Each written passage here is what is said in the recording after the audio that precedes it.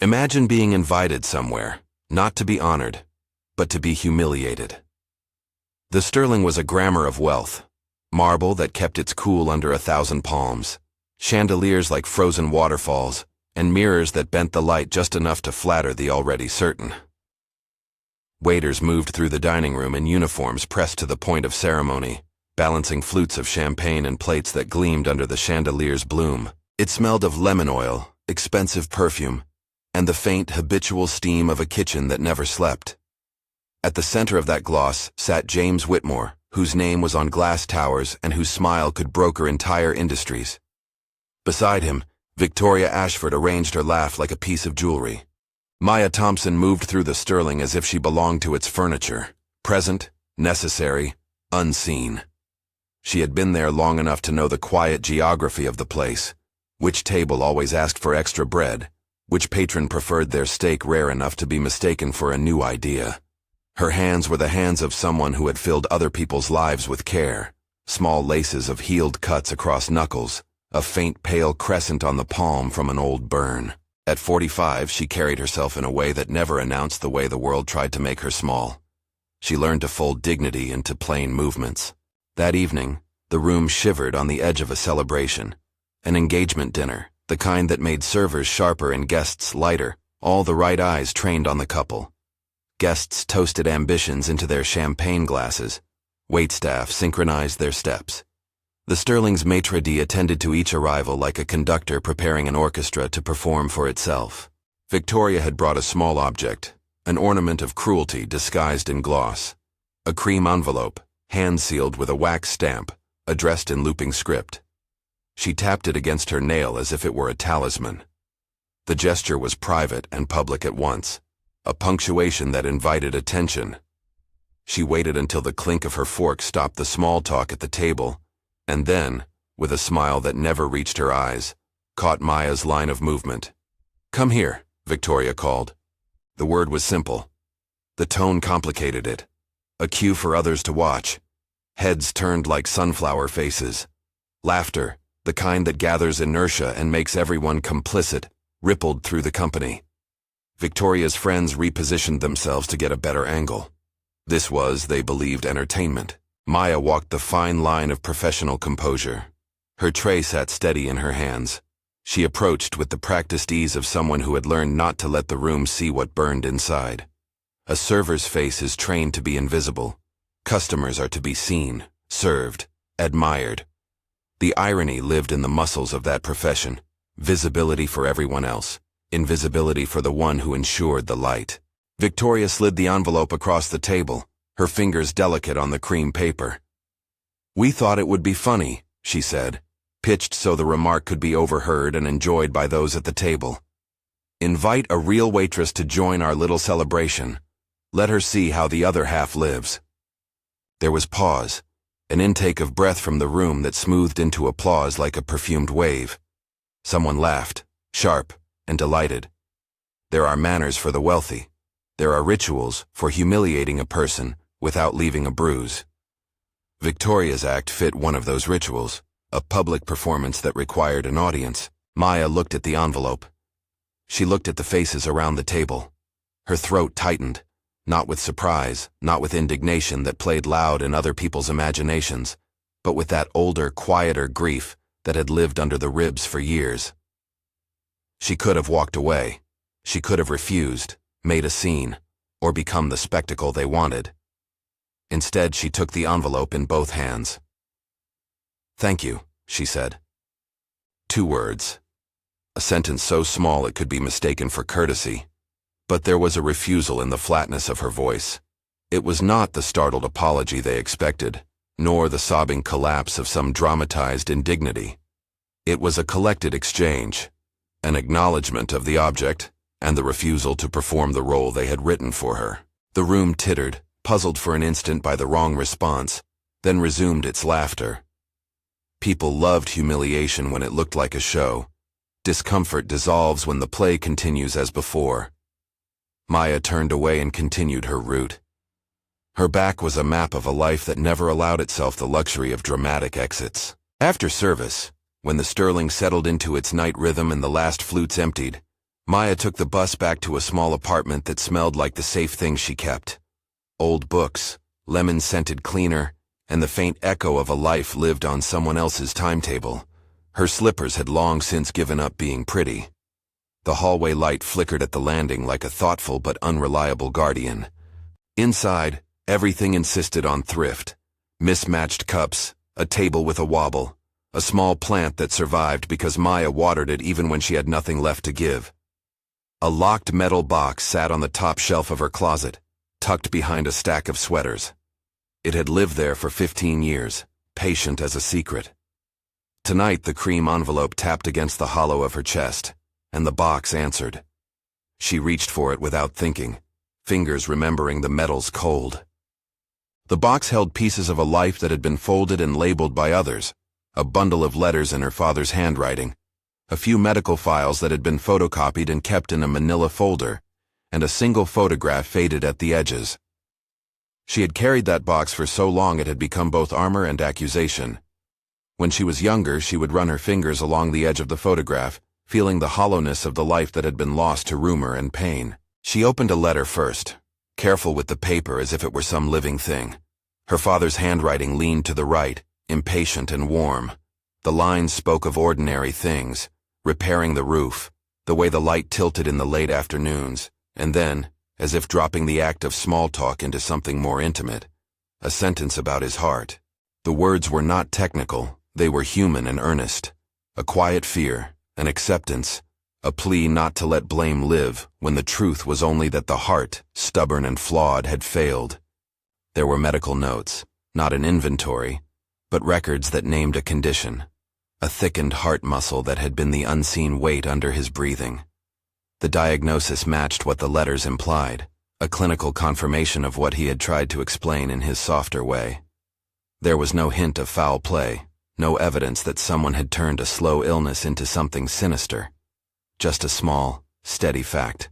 A heart, weakened in a particular way. For 15 years, when grief was raw and the noise of accusation was easier than the complexity of sorrow, Maya had accepted a simpler story. It was handed to her like a weapon, that Catherine had been responsible, that an argument had turned fatal.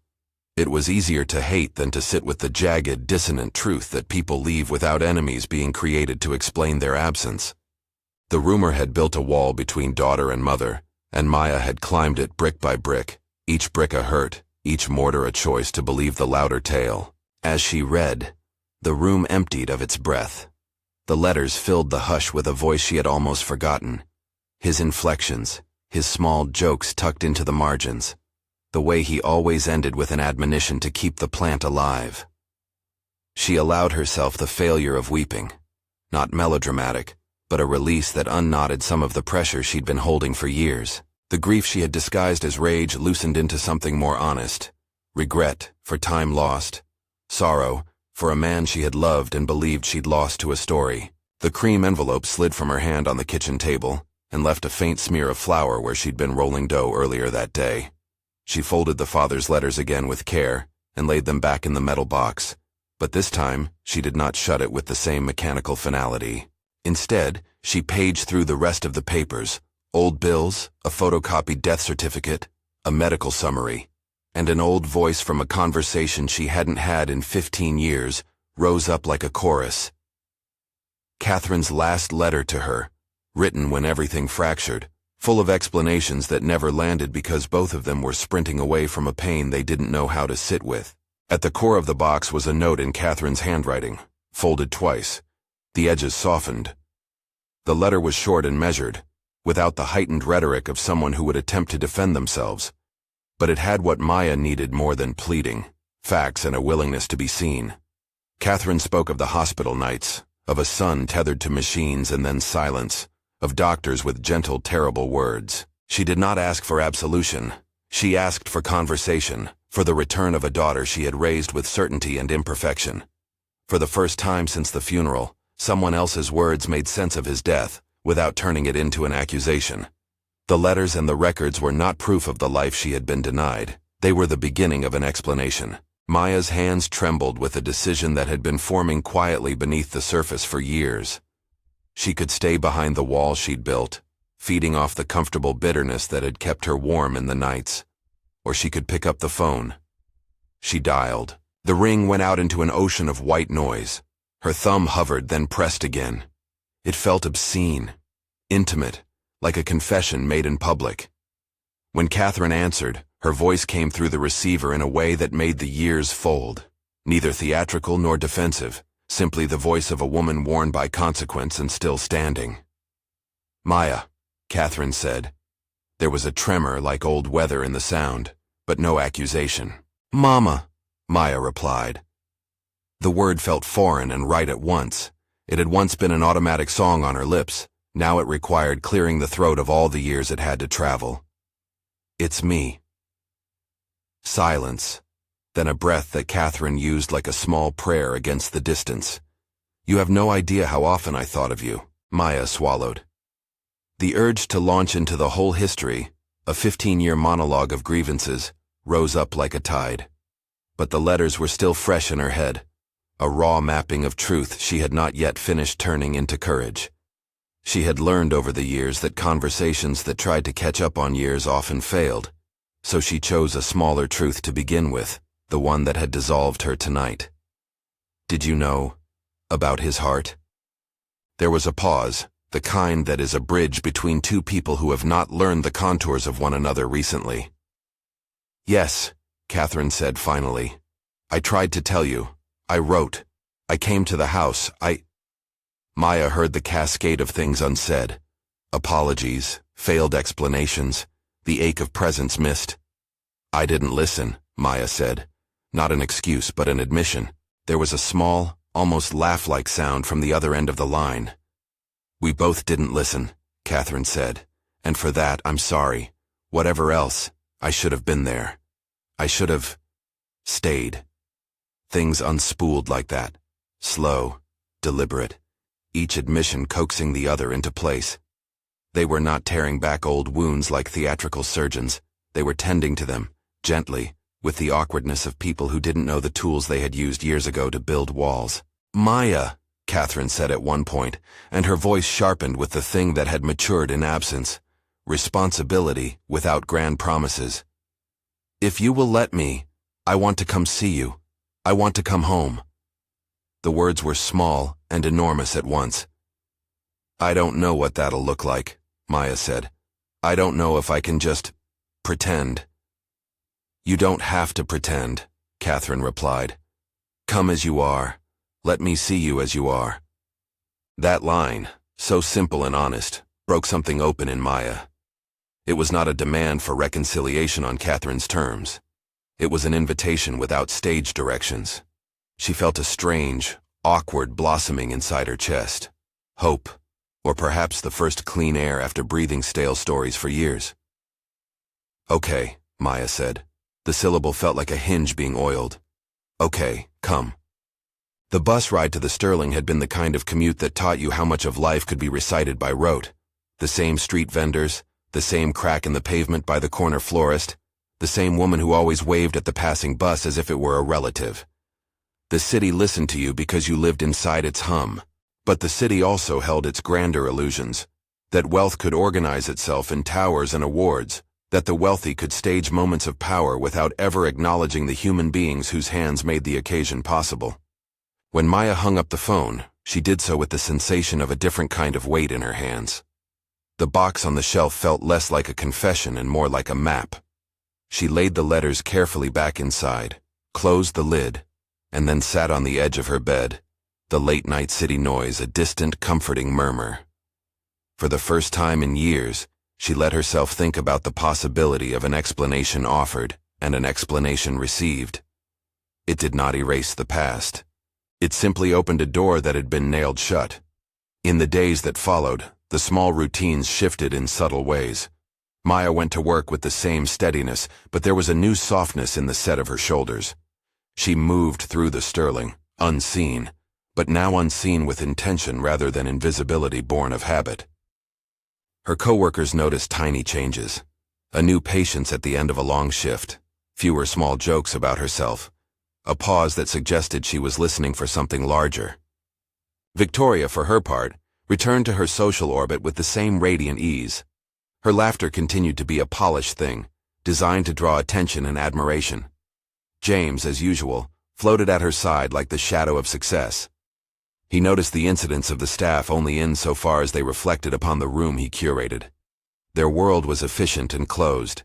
It required only that its performance never falter. Maya kept the cream envelope in her bag as if to test the way reality could still fold into old shapes. Sometimes she would take it out in the quiet of the Sterling's prep area and smooth the paper between her fingers. At night, after the bus hummed and the apartment light went low, she would open the box and touch the edges of letters that smelled faintly of his aftershave. A memory so specific, it felt like a physical place. Word moved quietly through the Sterling that James Whitmore's engagement would have a private celebratory dinner. Those were the petites fêtes that made servers adjust their posture, the kind of evening where a person in the room could be put on display without consent and the crowd would call it charm. Maya knew those rituals intimately. She also knew the pattern of cruel amusements.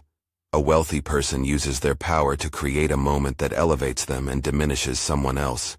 The instruments were small, a tap of a nail, an envelope slid across a table, but the design was obvious. On the night Victoria chose for her performance, Maya found herself on the route that placed her near the engagement table more than once. She moved with the economy of someone who had learned their station. When Victoria lifted the cream envelope like a prop, it made everyone lean forward. When she invited Maya to accept it in front of the table, the move folded the room into complicity. The joke landed how Victoria expected, like a coin dropping into an audience's palms. Laughter, the glitter of eyes, the approving nods. But Maya's thank you had unsettled the script. The wrongness of it, that she had refused to be small in the way they asked, registered for a second like a slippage in a well-rehearsed play. A few people at the table exchanged looks, less cruel than curious, and then the rhythm resumed. The show went on. People clinked glasses. The Sterling continued to be a cathedral of illusion. Back at her apartment that night, she opened the locked box again.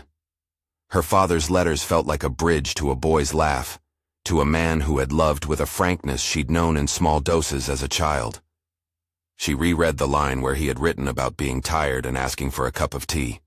Tears came and went like small tides. She thought of Catherine's voice on the phone, steady and somewhat chastened, and thought about how long it had been since anyone had asked to come. The decision to call had not been made in a single dramatic second. It had congealed over days, fed by the realities of paper and ink.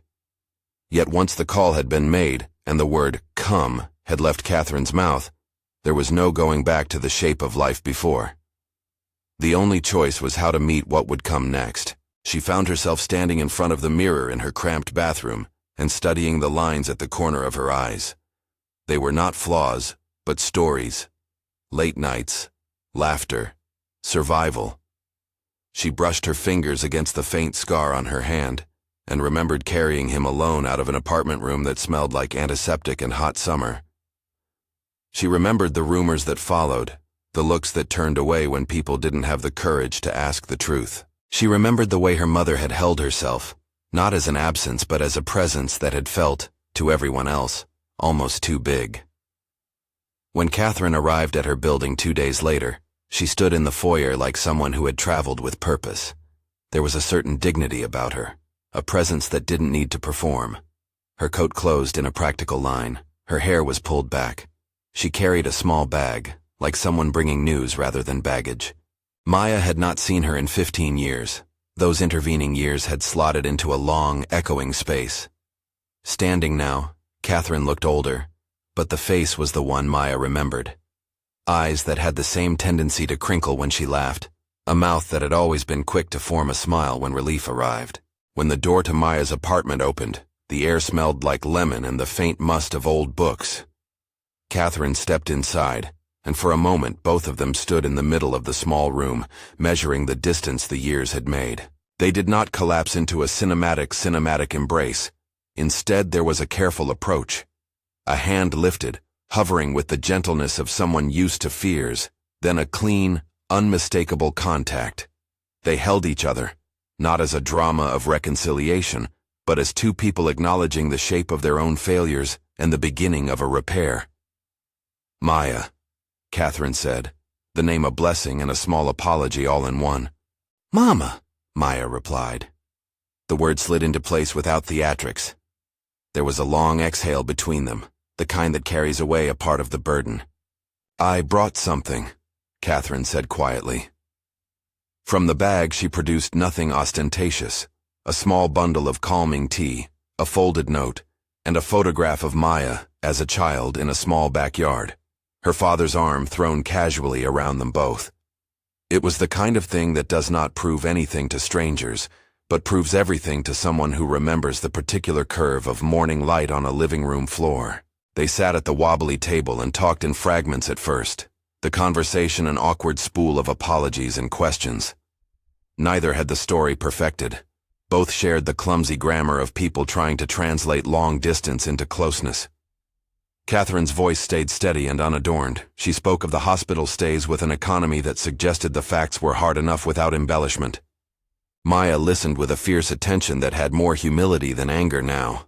There was, suddenly, a hunger for the ordinary truth rather than the dramatic fiction that had made easy villains. At one point, Catherine reached into her bag and produced a photocopy of a medical summary. She did not brandish it like evidence. She handed it over the table like a small offering. I kept this, she said, because I thought perhaps someday you might want to see it. Maya ran a finger over the photocopied lines. The words matched the contours of what the box had suggested. A clinical description of a heart conformation that can make life fragile, a diagnosis that admitted no conspiracy, only a stubborn biology. Seeing it with Catherine's hand near it, not as an accusation but as a companion to the letters, rewired something inside Maya. It was not vindication in the loud way the rumor mongers would have wanted. It was a gentle, devastating clearing of the air. There were moments of embarrassed laughter, as when they both recalled trivialities of past holidays. There were silences that felt like the soft work of stitching. And then, without theatrical command, a plan began to form on a more practical level. Catherine was not interested in a grand public apology as spectacle. She was interested in being present, and in the practical steps of reknitting family threads.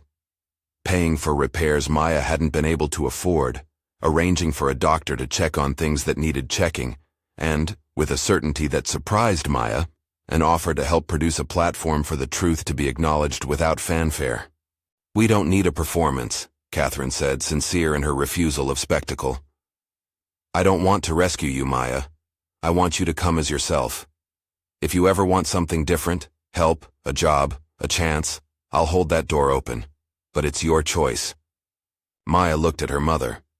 The offer did not straighten her spine by itself, but it did open the possibility of a different life. She felt suddenly the small shame of someone who had been surviving on the sustenance certain stories provide. She did not accept the offer as a concession to wealth. She accepted it as a chance to stop living by rumor. Thank you, she said. It was both an echo of the earlier thank you at the Sterling and a new kind of gratitude.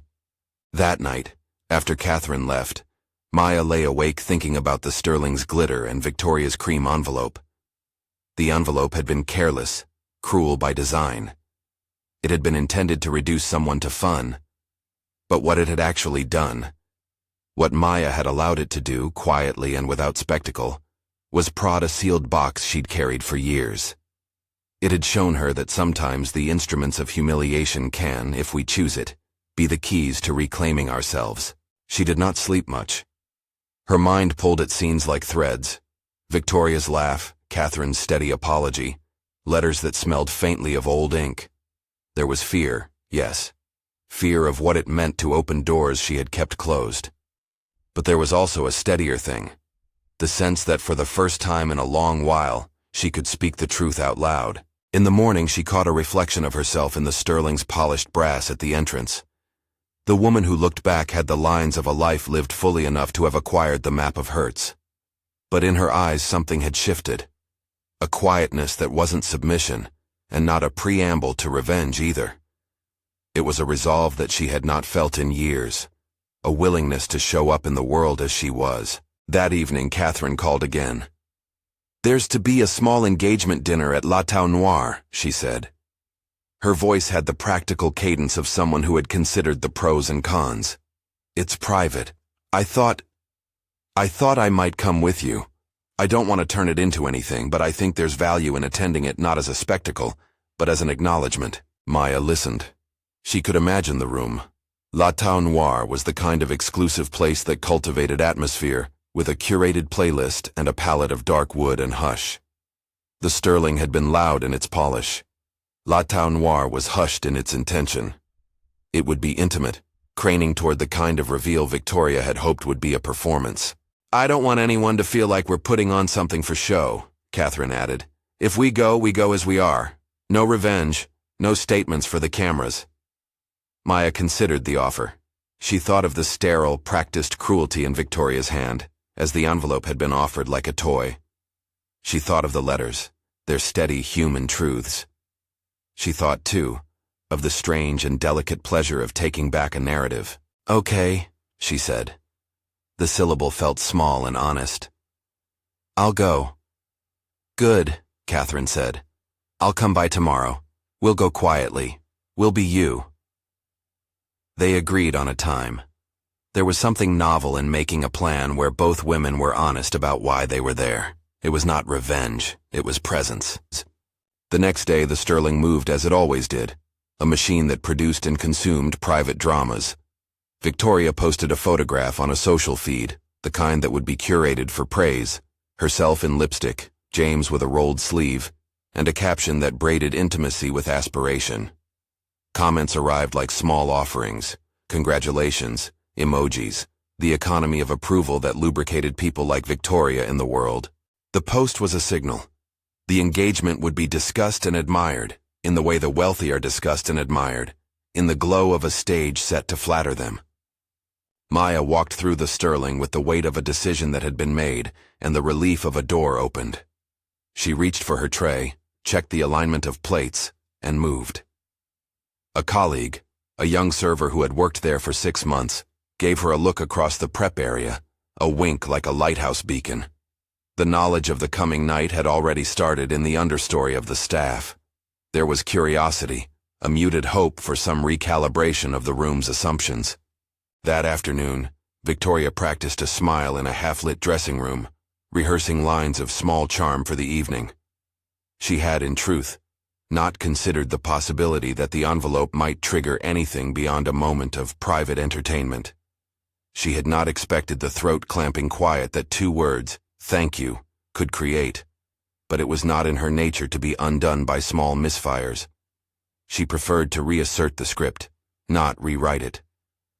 Maya came home that evening and found a small bouquet on her table, not the extravagant kind given to a bride-to-be, but simple, tender flowers from Catherine, daisies, a sprig of rosemary. There was a note attached, "Come as you are." The sentence was not a command, but a covenant. She folded the note into her pocket and mimed for a moment the possibilities of clothes she'd never buy, something that fit her without disguising her, without apologizing. For 15 years she had worn invisibility like an undercoat. Now the undercoat felt heavy. She thought of the cream envelope. She thought of her father's handwriting. She thought of a mother who had not demanded showy apologies, but had brought a photograph instead. When Catherine arrived the next afternoon, she stood at the doorstep with a practical air. A stylist was not present. No entourage. An absence of spectacle. She had come as she said she would come, unadorned and purposeful. They moved through the small rituals of preparing, a quick hair arrangement, an exchange about what to wear, a practical solution for shoes that didn't murder the feet in the first hour. The preparations were not a makeover so much as an affirmation, a decision to present oneself without apology. There was no fanfare, there was no attempt to turn the evening into theater, and that made the plan dangerous to the sort of people who thought power was only public performance, because it removed the props and left only 2 people standing with truth and intention. At the door of La Tau Noir, the night's air felt slightly cooler, as if the city itself had drawn a breath. The exterior of the place was dark and curated, a velvet awning, 2 discreetly positioned valets, and the sound muffled in the way exclusive rooms like to be muffled. Inside, the space was intimate, low-lit. Wood and soft leather embraced the tables. Guests spoke in lowered tones. The staff moved like shadowed geometry, trained to erase themselves in the theater of luxury. Maya smoothed the fabric of her dress and felt for the first time in a long time that her own presence was not a debt to be paid. She moved into the room beside Catherine, and the pair crossed the threshold like two people who understood the difference between being seen and being performed. People looked up. Eyes measured, catalogued, and rearranged themselves to accommodate the unexpected sight of a woman who, until tonight, had been the invisible hand behind many evenings' comforts, standing in simple dignity beside the woman who had once been rumored to have been the cause of a family's fracture. The room itself paused in a way that felt like a held breath. There was a table near the center where Victoria and James sat, surrounded by a small constellation of approval. Victoria's posture shifted when she saw them. The smile that had been practiced for the cameras didn't falter. Rather, it tightened into a more dangerous thing, an attempt to reclaim control. She bent forward slightly as if to include them in a private moment, and then, seeing Catherine, tightened the frame of her expression into something like curiosity. Maya and Catherine took a seat at a table against the wall to begin, choosing calm instead of confrontation. The room buzzed with the delicate symphony of cutlery on small plates, the whisper of conversations not meant to be overheard, the discreet clink of glasses. Victoria watched with a measured interest. She had orchestrated an invitation for entertainment once. Seeing the potential of a counter-narrative unsettled a part of her that relied upon predictability. But tonight, she intended to steer the little drama her way, confident that the audience would prefer the spectacle she knew how to produce. She did not yet comprehend that some encounters refused to be folded into a script. At the edge of that contained world, in a corner where servers moved almost invisibly, small currents of observation began to ripple. A woman at a nearby table, Diane Rothschild, a familiar face in certain circles, glanced up, her expression altering like a weather change. There was recognition in her eyes, but the significance of that recognition and what she might do with it would not be immediate. Scenes take time to arrange. Consequences have their own chronology. Inside Maya, something steadied. Being there, present and seen, was not a line on a script she had to hit. It was a work of rediscovery. She listened to Catherine's voice across the small distance and felt its normal cadence. She let herself taste the dinner with the same care she gave to serving others. Small bites, attention to texture, the pleasure of the company without theatrics. The evening moved forward like a careful conversation. Laughter hovered, not the cruel kind, but the kind that comes when people are allowed to be ordinary. The sterling's glitter was absent. Here, nuance mattered. Guests considered one another. Plates were cleared with purposeful grace, but outside the hushed hubbub of La Tau Noir, the cream envelope still existed in the world as a small, scandalous artifact of cruelty. It had been designed to make a person tiny for the amusement of others. Instead, it had opened a box. That paradox was the engine behind the night's quiet tension. Power used for private amusement versus presence that demanded attention without spectacle. As the dinner settled into its rhythm, Maya felt the city continue its movement beyond the restaurant's doors. The same city that had once cradled a rumor and let it ossify into an untruth that had separated her from her family. Now, sitting with Catherine beside her, with the hum of reserved voices around them, she felt the shape of a path that led somewhere she could hardly yet name. She stayed quiet, mostly listening. When she spoke, it was not to issue proclamations, but to offer small truths. An anecdote about a child's laugh in a neighborhood near the Sterling, a memory of her father's terrible jokes. The room did not demand more. It allowed space. And in that space, the action of being present felt like a moral force, more convincing than any staged humiliation could ever be. Someone at a near table joked about trivialities. Someone else returned that joke with a gentle private amendment. The evening flowed. From across the room, Victoria's eyes watched, calculating how to fold the new variable into her comfortable narrative. The door opened for a moment, and a gust of cool night air brushed over the restaurant, like the city's reminder that nothing inside could remain utterly sealed from the world. A shadowed shape lingered in the doorway, taking in the scene, then closed the door quietly. The moment was unremarkable to anyone who didn't know the coordinates of histories, But for Maya, it registered like a drumbeat. Outside forces, small and large, always pressing. She looked over at Catherine and found herself thinking about the strange geometry of power. How it could be visible in the look on someone's face, or invisible in the silence of a medical report. She thought about the ways people reduce others to the roles they are given. Tonight, though, she had the small stubbornness to refuse that reduction. She had chosen to accept an invitation that had been meant to make her small, and turned it into the beginning of something else. When they finally rose to leave, the room returned to its performed warmth. Guests resumed their private constellations. The staff synchronized to the rhythm of clearing plates. Outside, in the cool of the night, the city glittered like 1,000 small declarations.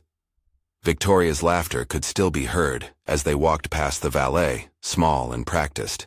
James's presence a steady part of the architecture of the room.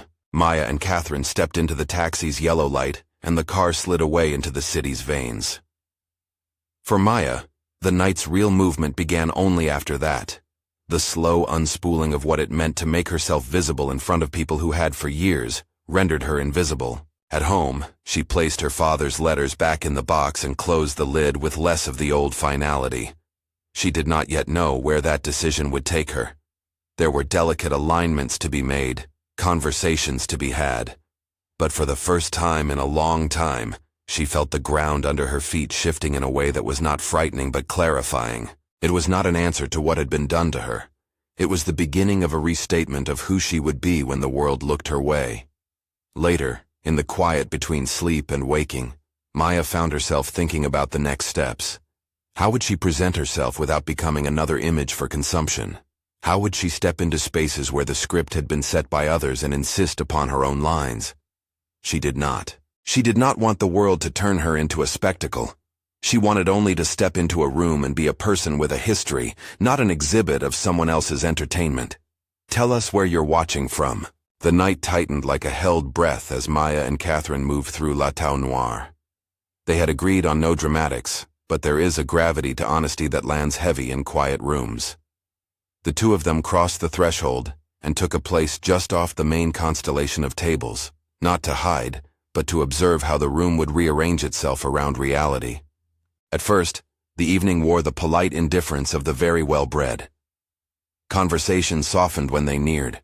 Glasses were lifted in polite acknowledgement, and servers glided by with plates like sealed letters. Victoria and James occupied their table with the easy confidence of people used to the glow of approval. Victoria's smile had been practiced for years. Tonight, she used it the way one uses a blade that's always been trusted to cut only what is needed. Maya listened. She registered small things. The way a fork was used as punctuation. The half-turned glance that catalogued a dress rather than a person. The particular hush that comes when a joke is being prepared to land. She felt the envelope's weight in her bag like a talisman that had been inverted. It had been intended to belittle. Instead, it now sat as a little anchor reminding her of choices she had already made. Conversation circled, delicate and domestic, until a pause produced a ripple. A glass was set down too quickly, a napkin smoothed with a force that betrayed unease. Diane Rothschild, who had been speaking in the low register of those who live in social orbit, had quieted and looked toward Catherine with an expression that moved from curiosity to recognition. Diane's voice cut the small talk like a clean chisel. It was not the mocking tone of a crowd desperate for scandal. It held instead the particular friction of someone remembering two things at once: a name and an obligation. "Catherine Thompson," she said, loud enough for several at the next table to hear. "Is that really you?" Heads turned. Recognition, when it arrives in rooms built for performance, arrives like a tide that redraws the sand. People who had been comfortable with the idea of entertainment now tilted toward something that suggested consequence. Victoria's practiced smile faltered for the fraction of a moment it takes a clock to catch its breath. She leaned forward slightly, the posture of someone trying to corral an unexpected variable. "Yes," she said, voice edged with the calm of someone used to control. "Catherine is here." Diane's gaze met Catherine's, and there was a small but decisive change in her face, the kind of change that signals moral choice more than social surprise. "I know Catherine," she said. "We worked together on the hospital board years ago. She helped save a lot of projects that mean a lot to a lot of people. The name landed like a pebble in a pond whose surface had been glossed over with complacency. A few people at neighboring tables nodded, some with recognition, others with the curious instinct to align themselves with the side that would be seen as right when the outcome was finally understood. "And you, Victoria," Diane added, looking at her with a directness that gave the room permission to follow. "You invited one of the staff here as if she were your entertainment." The words were not theatrical. They were simple and precise. The crowd's mood tilted. The laughter that had accompanied the envelope earlier that week at the Sterling, the laughter that had been smooth and mutual and light, found itself in the awkward position of being on the wrong side of a moral ledger. Victoria's defenses rose like a quick curtain. "It was meant as a joke," she said, the sentence brittle. "An irony. I didn't—" "You think it's ironic to make someone the entertainment for your table?" Diane cut in. Her voice was not loud, but it had the authority of one who knew the cost of being cavalier with people's dignity. "That's not a joke. That's cruelty." A murmur moved through the room, at first small like a draft, then widening as people exchanged looks and, quietly, moved their chairs back from the performance they had been invited to enjoy. James's face, which had been an architecture of affability, watched these exchanges with the first signs of unease. He had been comfortable arranging rooms to flatter him. He had not expected the room to rearrange in a way that cut him off from the pleasantness he curated. At the center of the table, Victoria's hand tightened on her glass. "You're making a scene," she hissed, the phrase addressed as much to Diane as to the gathering force of the room. The tone implied that the problem was the attention, not the action. "Someone's dignity isn't a toy," Diane replied, calm and persistent. "You invited a real person to be your spectacle. That matters." Murmurs swelled. People shifted in their seats, no longer content to be mere spectators of what had been set up as white laughter. The waitress at the neighboring table, a young woman who had watched Maya's movements all evening, who knew the economy of the room, leaned forward and said softly, "She didn't ask for this." James looked at Maya then, as if for the first time seeing the person who had been part of his evening but not part of his narrative. There was a pause, an opening in which he could have steered things with a practiced remark. Instead, the pause lengthened into something painful and honest.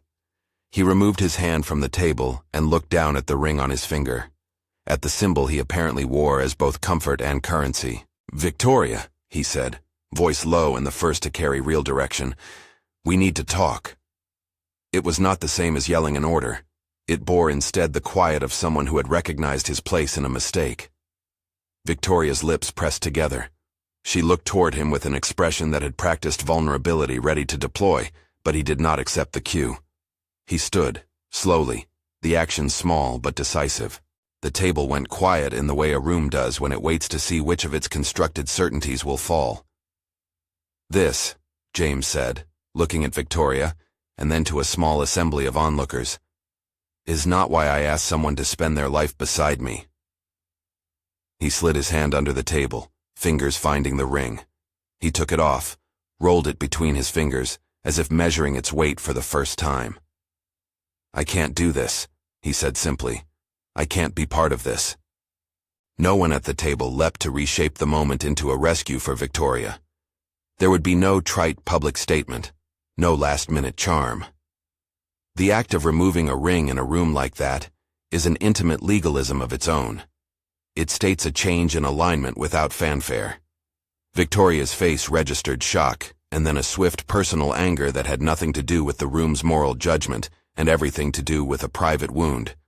"You can't," she began. James shook his head. "No," he interrupted. "I won't stand for it. I won't be the kind of man who allows someone to be humiliated for applause." Then he walked away from the table. He did not make a speech. He did not call for cameras. He left with the quietness of someone who had just reallocated himself. Victoria for a moment sat stunned. The room watched her like a theater waiting for a finish she could not conjure. She pushed herself up and left in a flurry, a small human explosion of dignity collapsing into flight. Her friends followed, some to console, others to collect the ruins of reputation.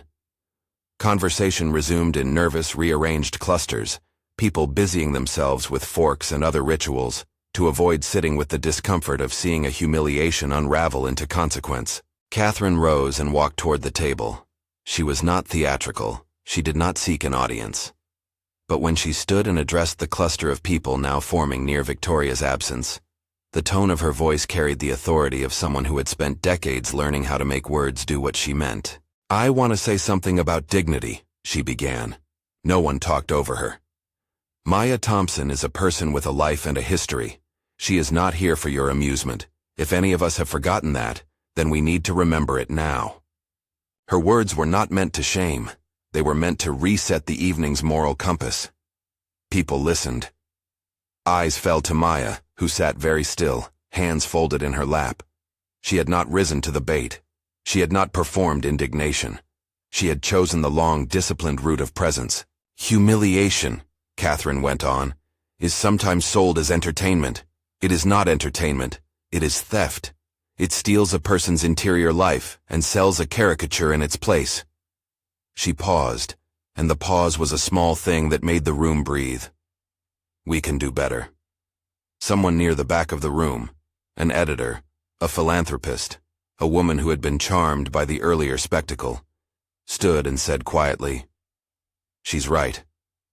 The words spread like a soft permission to act rightly. Maya's cheeks were damp with coolness from the air conditioning, not from tears. She felt Catherine's hand at the small of her back, the contact gentle and grounding. For a moment, the two of them simply existed together in the middle of that rearranged moral scene. After a while, as conversation resumed in the tentative way of rooms that have been taught a new lesson, Catherine made a small, practical announcement. "I want to make something clear," she said. "Maya is my daughter. She has her own life and her own agency. I have asked her, and if she will accept, to take a role with Thompson Global Industries. It will not be about trophies or public statements.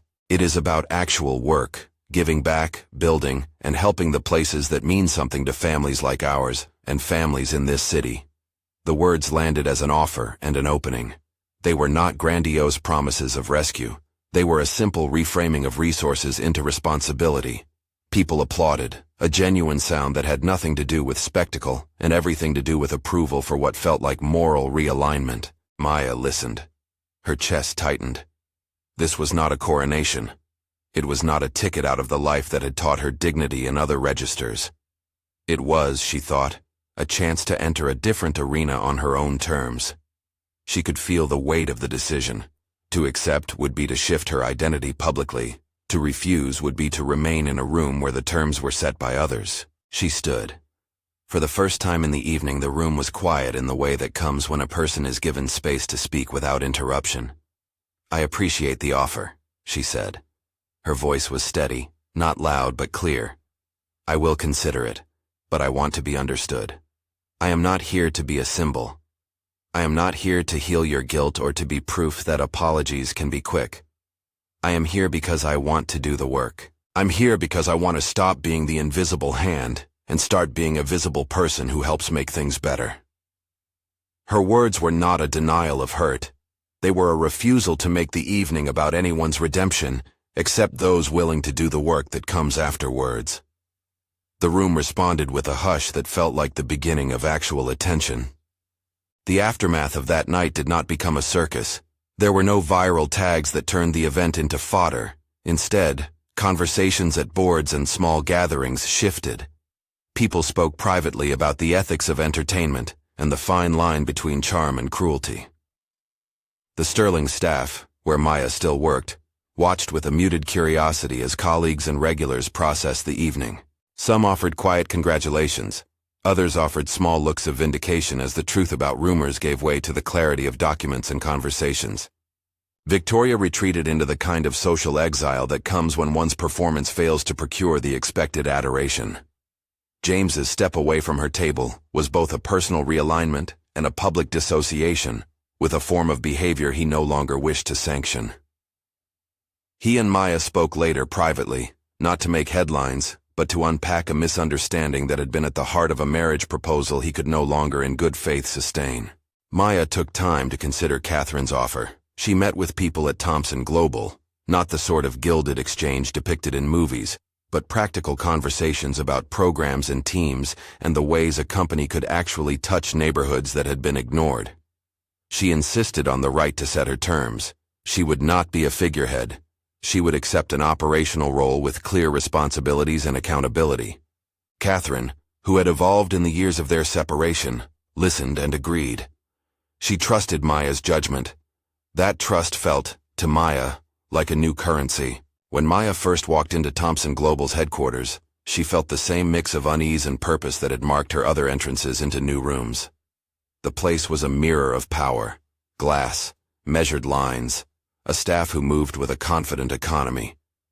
But the work she was asked to do had practical edges, organizing community partnerships, designing programs that helped small businesses, and listening to people who had been made small by larger systems. She discovered that the company could be a lever for change if someone with humility and clarity applied the force in the right direction. A few months into her new role, there was an invitation for her to speak in a boardroom assembled for a quarterly meeting. The gathering included a range of people who had been part of Thompson Global's orbit: executives, community leaders, a few of the Sterling's regular patrons who had been gently nudged into conversations about responsibility. Maya was not given a center stage platform. She was offered 5 minutes to explain a pilot program she had led that partnered with neighborhood restaurants and training programs. She stood by a large table, palms flat for steadiness, and addressed the room without theatrics. The speech was short, written by her, and trimmed of anything performative. She had a few notes, but mostly she spoke from a place that had been tested by 15 years of silence and a recent season of re-entry. "When I used to work as a server," she said, "I learned more about human economies than I did about ledgers. I learned how dignity can be delivered across a plate or stolen across a table. I learned that people will often forgive themselves for not seeing, because they are busy being seen.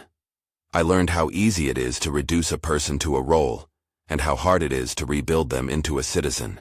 She paused to look around the room.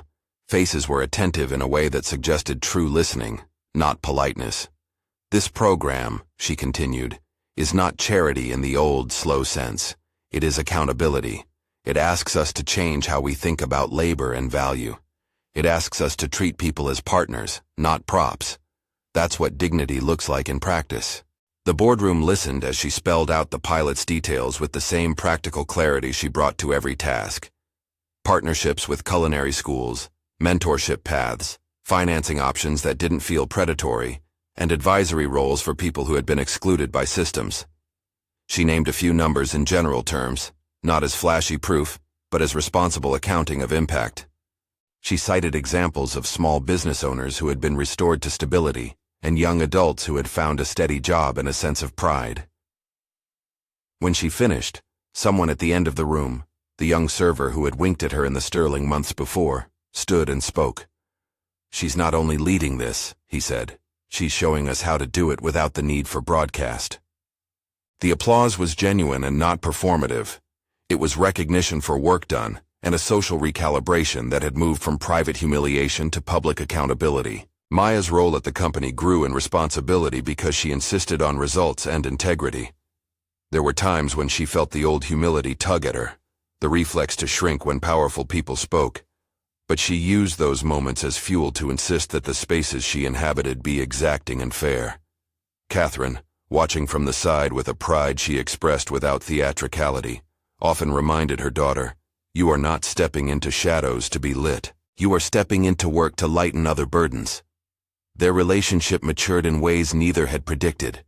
They spoke honestly about the cost of rumors, about the ways grief had been weaponized in both directions, and about how small acts of attention can change a life more than grand declarations.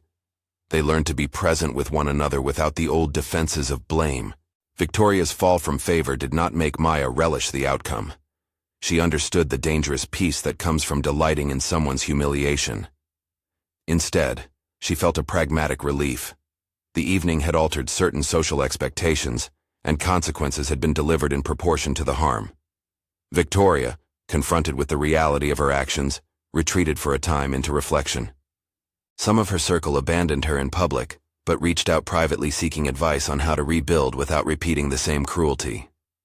That, in Maya's view, was preferable to spectacle. Consequences that invite learning are better than punishments that only satisfy the crowd. In the months that followed, the city whispered different kinds of stories. People told less about the moment and more about the results. A chain of small restaurants that survived a lease crisis because of partnership. A culinary scholarship named after a man who had been quietly generous in life. A series of workshops for service workers on financial education and respect in the workplace.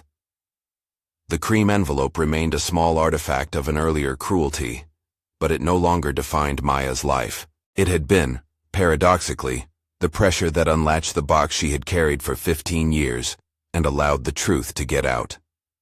There was a quiet scene one afternoon that illustrated the story's long arc. Maya walked into a small community kitchen she had helped fund. Students were learning to julienne and to negotiate the language of a workplace. One of them, a young man with the same steady eyes Maya recognized in many of the people she served, approached with the careful courage of someone who had rehearsed a question. "Do you ever feel like you weren't meant to be seen?" he asked. Maya considered the question and then sat down beside him. "I did," she said, the answer brief but layered. "For a long time. But then I learned that being seen doesn't mean being taken. It means you get to choose how you show up. You get to build yourself in front of people who will hold you with respect. That's the difference." He nodded, and there was a small human exchange that had nothing to do with headlines and everything to do with human economies of care.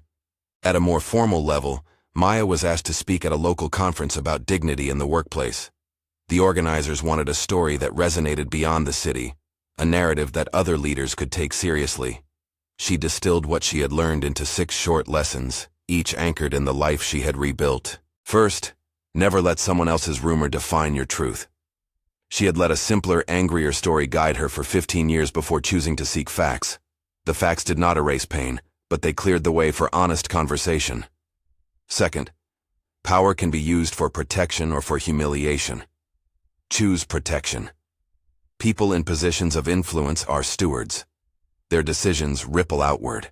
Third, forgiveness is a path to freedom, not a ticket that cancels accountability.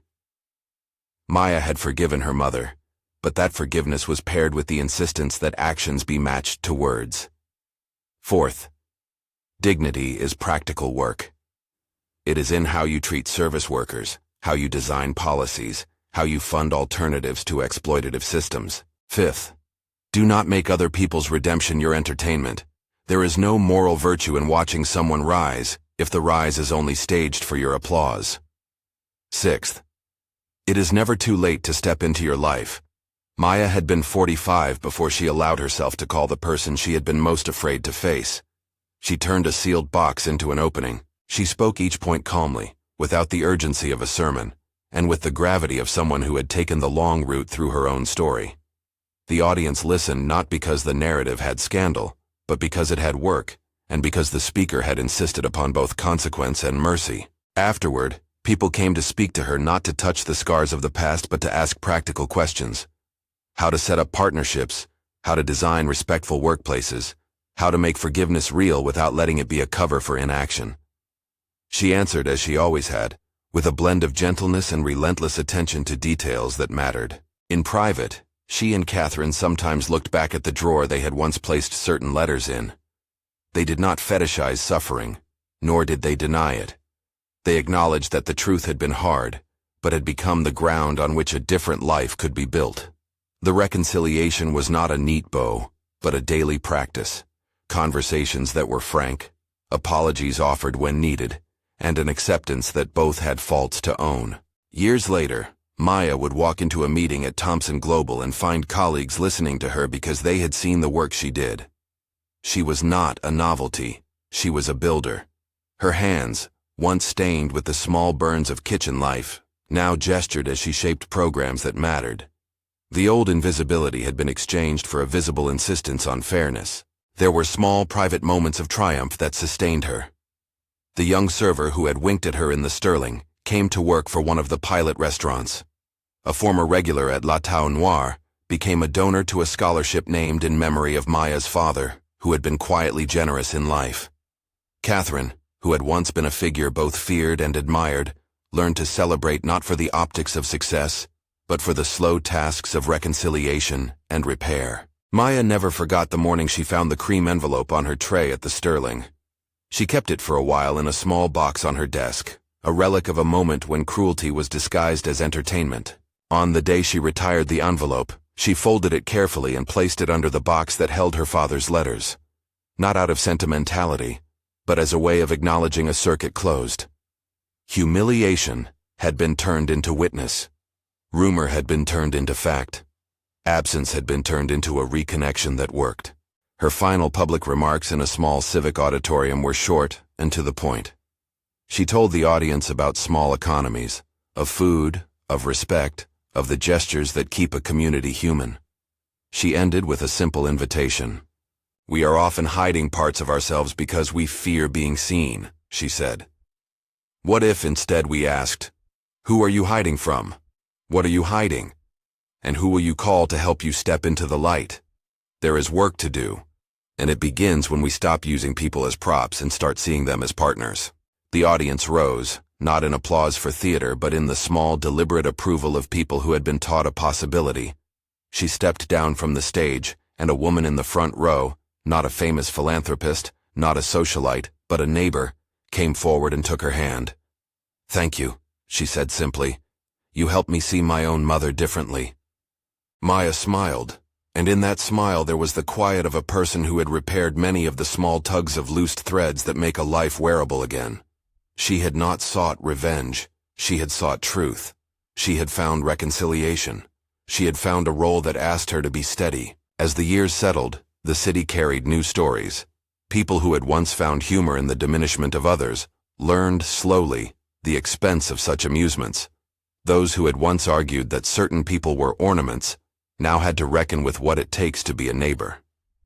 The cream envelope remained a cautionary object, a small artifact of how easily people can be used, and a reminder that sometimes the very thing intended to wound can, if met with courage, begin a restoration. The last time Maya walked into the Sterling as a guest rather than a server, she sat at a table with people who had once been strangers and now were colleagues and friends. No one offered her pity.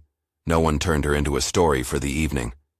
They shared food and conversation, and when someone asked about her father, she spoke with the ease of someone who had reconciled a past that had once been full of rumor. Outside, the city kept moving. Inside, small decisions continued to bend the arc of lives. Catherine and Maya remained, imperfect and steady, sketching in the daily lines of a relationship rebuilt. Victoria moved on to a quieter existence, one that forced reflection without spectacle. James found his own path through the lessons he had been taught that night in La Tau Noir. When Maya thought of the exact moment that swung everything, the cream envelope on the table, the small public attempt at humiliation, she did not let the memory curdle into revenge. Instead, she kept it as evidence that small cruelties can be resisted with quiet dignity, that facts have power, that forgiveness is a practice and not a performance. She would tell younger people what she had learned. Be tenacious about truth. Do not accept a cheap narrative when facts are available. Insist on dignity in the places you serve and the places you lead. And if you are fortunate enough to have a person with resources at your back, ask them to use their power to protect, not to perform. The city would continue to make and remake stories. This one, the one that began with an invitation meant to humiliate and ended with a woman reclaiming a life, did not become a showpiece. It became, instead, an argument for how we treat one another, quietly persistent and oddly persuasive. Who are you hiding from? What have you carried in a box for longer than you should have? If there is one thing this story asks, it is that you answer those questions honestly. Step toward the people who have the courage to listen. Take whatever offers of help are made with humility and insist upon integrity. And remember that forgiveness requires accountability, and accountability can be an offering, not only a punishment. Share a moment when you stopped hiding, or a person who helped you step into the light.